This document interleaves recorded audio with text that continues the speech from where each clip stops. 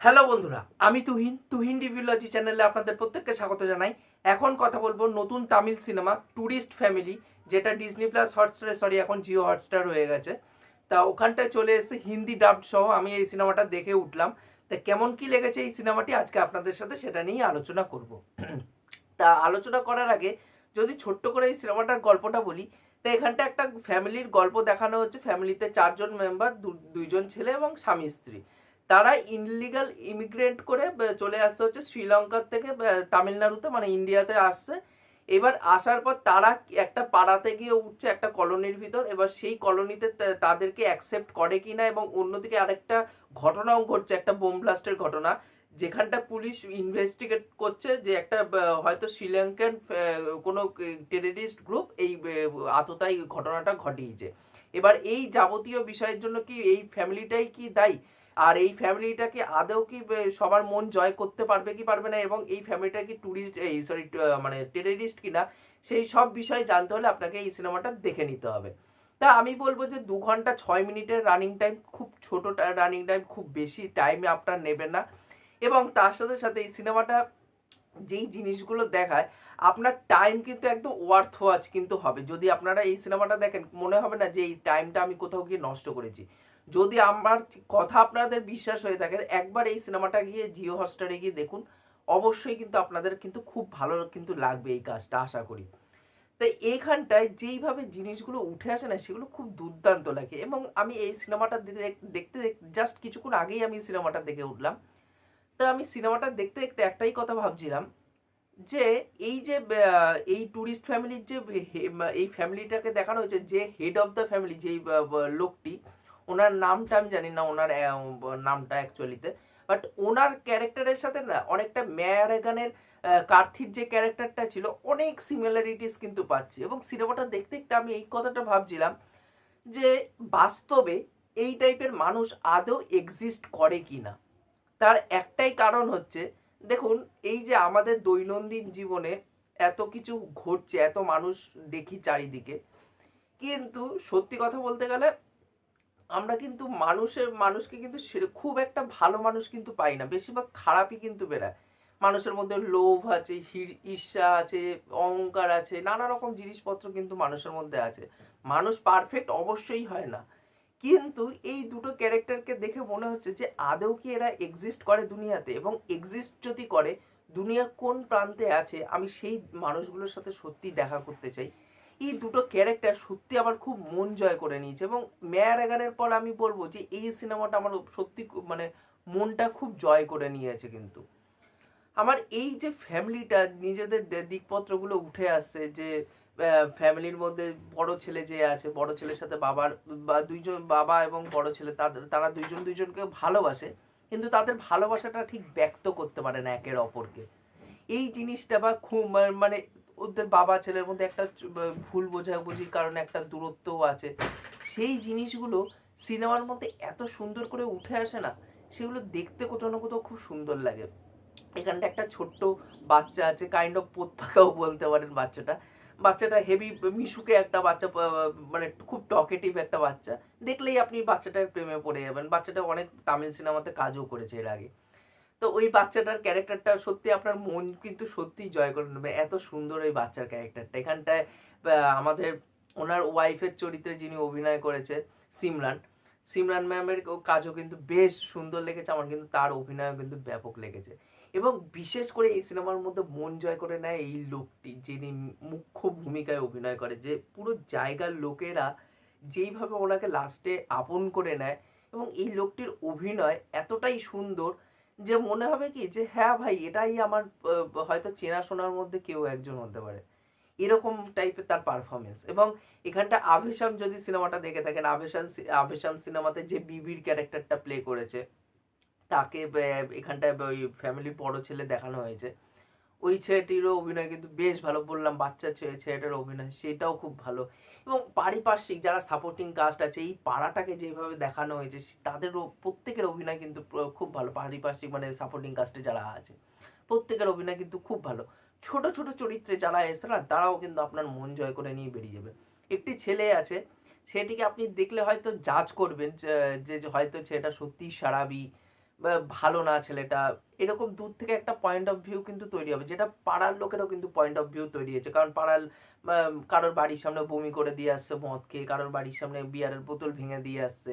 তো এই সব কাজকর্ম কিন্তু সে করছে, সেই ক্যারেক্টারটাকে পাড়ার লোক যেভাবে জাজ করে আপনিও কিন্তু সেইভাবেই জাজ করবেন।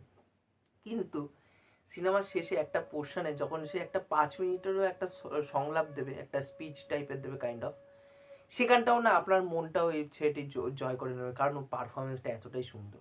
প্রত্যেকটা পারফরমেন্স কিন্তু ট্যানজেবল, সেগুলো দেখতে কোথাও না কোথাও খুবই দুর্দান্ত লাগে। এবং আমাদের এই দৈনন্দিন জীবনে আমি একটা জিনিস দেখেছি যে প্রি কোভিড মানুষের মধ্যে, যদি ছোটবেলাও দেখি, মানুষের মধ্যে কিন্তু একটা মানে মিষ্টতা বোধ ছিল, একটা বন্ধুত্বপূর্ণ সম্পর্ক ছিল প্রত্যেকের সাথে প্রত্যেকের। পাড়ার মধ্যে যেরকম একটা সম্পর্ক আমি দেখেছি প্রি কোভিড, এমনকি 2018-19 সাল অবধিও আমি দেখেছি। পোস্ট কোভিডের পর না সেটা একটা ড্রাস্টিক্যালি চেঞ্জ হয়ে গেছে। আমি সেই জিনিসটা কিন্তু খুব বড়ভাবে এখন ফিল করি। এটা আমি আমার মায়ের সাথে আলোচনা করি যে এই যে পারিপার্শ্বিকের মানে পোস্ট কোভিডের পরে কি হয়েছে, পারিপার্শ্বিক এত মানুষ ফাস্ট হয়ে গেছে। আগে মানুষ কিন্তু ব্যস্ততার মধ্যেও কিন্তু প্রত্যেকের সাথে সম্পর্ক কিন্তু ভালো ছিল, কিন্তু এখন এতটাই ব্যস্ততা হয়ে গেছে মানুষের মধ্যে, কেউ একগাল হাসি দিয়েও কিন্তু কিছু কথা বলে না, যে কেমন আছিস কি বৃত্তান্ত সেটাও কিন্তু বলে না। সেটাও কিন্তু এখানটা দেখানো হচ্ছে যে একটা পশ পাড়া, মানে পশ এলাকার একটা পাড়া, যেখানটা প্রত্যেকে একটা ভালো ভালো পোস্টে চাকরি করে, কেউ বিজনেসম্যান, কেউ হয়তো পুলিশে চাকরি করে, কেউ হয়তো ইঞ্জিনিয়ার এরকম এক একটা পোস্টে সবাই চাকরি করে, এমন একটা পশ পাড়া দেখানো হয়েছে। সেখানটায় যে এই বাড়ির পাশে একটা মানুষের কি ঘটে যাচ্ছে সেটা কিন্তু কেউ খবর কিন্তু রাখে না। সেটা আমি দেখছি পোস্ট কোভিডের পর এটা আরও কিন্তু বেড়ে গেছে। আগে প্রি কোভিডের বেলায় কি হচ্ছিল, পাড়াপাশি লোকেরা তবু খোঁজ খবর রাখতো, এখন না মানুষের খোঁজ খবর রাখাটাও কমে গেছে, যে পাশের বাড়িতে কি হচ্ছে সেটা যায় না। পাশের বাড়িতে তবু বাদ দিন, তবু তো আপনাকে হেঁটে অন্য বাড়িতে যেতে হচ্ছে।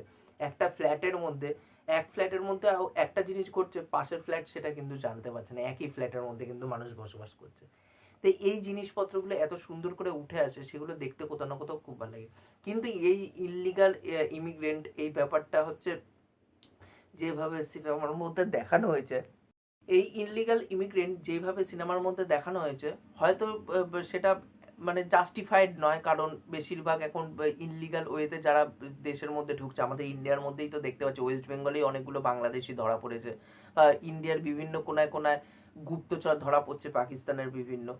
তাই এই যে এটা টেরোরিস্ট, কারণ সবাই যে ভালো হবে ইললিগাল ওয়েতে এসেই যে সেই মানুষটা ভালো হয়ে যাবে সেটা কিন্তু নয়। ইলিগাল ওয়েতে আসে বেশিরভাগ মানুষেরই কিন্তু একটা টেররিস্ট অ্যাক্টিভিটি করার কিন্তু প্ল্যান নিয়েই কিন্তু দেশের মধ্যে ঢোকে, সেটা আমরা বিভিন্ন জায়গায় কিন্তু এখন সেটা দেখতে পাচ্ছি।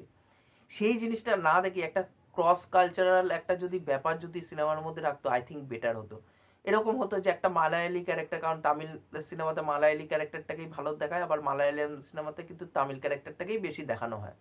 তাই এরকম দেখানো হতো যে ফ্যামিলিটা যেটা দেখানো হচ্ছে এখানটা আদ্যপ্রান্ত, সেই ফ্যামিলিটা মালায়ালি ফ্যামিলি, একটা কেরালার থেকে আসছে তামিলনাড়ুতে, এবং আসার পর এখানকার মানুষটা তাকে মেনে নিতে পারছে না, কিন্তু তাদের ব্যবহারের মাধ্যমে তাকে কোথাও না কোথাও লাস্টে গিয়ে মেনে নিচ্ছে। যদি এই ব্যাপারটা সিনেমার মধ্যে যদি রাখতো না, সেটা সত্যি খুব ভালো হতো। এবং এই সিনেমাটা একটা ইমোশন দেবে, একটা সম্পর্কের গল্প বলবে, প্রত্যেকের সাথে প্রত্যেকের যে সম্পর্কটা দেখানো হবে সেগুলো দেখতে কোথাও না কোথাও খুব ভালো লাগে। এবং আপনি এটা ফিল করবেন, যেটা মেয়ার গানের ক্ষেত্রেও আমার ফিল হয়েছে, যে আপনি কাঁদতে কাঁদতে কখন হাসবেন সেটা আপনি ফিল করতে পারবেন না, বা হাসতে হাসতে আপনি কখন কেঁদে ফেলবেন সেটাও কিন্তু আপনাকে এই সিনেমাটা বুঝতে দেয় না। এতটাই সুন্দর একটি সিনেমা হয়েছে, আমার তো খুব দুর্দান্ত লেগেছে। এবং এখানটা একটা ছোট্ট মিষ্টি একটা প্রেমের অ্যাঙ্গেল রাখা হয়েছে, ছোট্ট খুব, সেটাকে বড়সড় ভাবে প্রাধান্য দেওয়া হয়নি ঠিকই, তো সেটাও কিন্তু খুব সুন্দর। একজন পুলিশ অফিসার আছে যে অ্যাকচুয়ালিতে এই ফ্যামিলিটার বাড়িওয়ালা, এটা তো একটা জায়গায় ভাড়া উঠেছিল, ওই বাড়িওয়ালাটারও দেখবেন যে ওনাদেরকেও আপনি ভালোবেসে ফেলবেন, এই পাড়াটাকে ভালোবেসে ফেলবেন। পাড়াটাকে এমনভাবেই দেখানো হয়েছে যে এই পাড়াটা একটা ক্যারেক্টার, সিনেমার একটা ন্যারেটিভের পার্ট, সেটা খুব সুন্দর করে দেখানো হয়েছে। বা একজন পুলিশ অফিসার যাদের সাথে অ্যাকচুয়ালি সিনেমার প্রথমে দেখা হবে, সেই পুলিশ অফিসারটাকেও আপনি কোথাও না কোথাও ভালোবেসে ফেলবেন। সেই জিনিসগুলো কোথাও খুব সুন্দর একটি সিনেমা, আমার খুব দুর্দান্ত লেগেছে। তো ওভারঅলে আমি বলবো যে খুবই দুর্দান্ত একটি সিনেমা হয়েছে। ম্যারাগানের পরে আমি যদি বলি এই সিনেমাটা আমার খুবই দুর্দান্ত এবং লেগেছে। এবং আমি আপনাদেরকে বলবো যে ম্যারাগান যদি ভালো লেগে থাকে, সেই এই সিনেমাটা একবার চান্স দিয়ে দেখতে পারেন, ভালো কিন্তু অবশ্যই লাগবে। হ্যাঁ, ম্যারাগানের মধ্যে একটা আর্টিস্টিক সেন্স ছিল, মানে আর্টিস্টিক একটা ভ্যালু দেওয়ার চেষ্টা করেছে ওটা প্রেম কুমার। বাট এখানটাও কিন্তু আর্টসি ব্যাপারটা, তামিল সিনেমাতে আর্টস মানে আর্টসি সিনেমা সেইভাবে সাচ অ্যাজ হয় না। বাট তর্কের খাতিরে যদি আমি ম্যারাগানকেও যদি আর্টসি একটা সিনেমা হিসাবে কনসিডার করি, তা কারণ ওটা একটুখানি বেশি টকেটিভ, কিন্তু সিনেমাটা প্রচণ্ড টকেটিভ। ম্যারাগান সিনেমাটা, এই সিনেমাটা একটু কমার্শিয়াল দিকে বেশি ঝোঁকে, বাট এই সিনেমাটাও কিন্তু খারাপ কিন্তু নয়। তা ওভারঅল আমার দুর্দান্ত লেগেছে। যারা যারা এই ট্যুরিস্ট ফ্যামিলি সিনেমাটা দেখেছেন তারা অবশ্যই নিচে কমেন্ট করে জানিয়ে যাবেন যে আপনাদের এই সিনেমাটা কেমন কি লেগেছে। আর যারা দেখেননি তারা অবশ্যই বলবো যে 2 ঘন্টা 5 মিনিটে হিন্দি ডাব সহ অ্যাভেলেবেল আছে হটস্টারে, আপনারা অবশ্যই চেক আউট করতে পারেন, নিরাশ কিন্তু হবেন না। এই ছিল আমার ওভারঅল বক্তব্য। ভিডিওটি ভালো লাগলে অবশ্যই লাইক শেয়ার সাবস্ক্রাইব করে পাশে থাকবেন, তাহলে মোটিভেশন পাবো নতুন নতুন ভিডিও বানানোর জন্য। এখনকার মতন টাটা।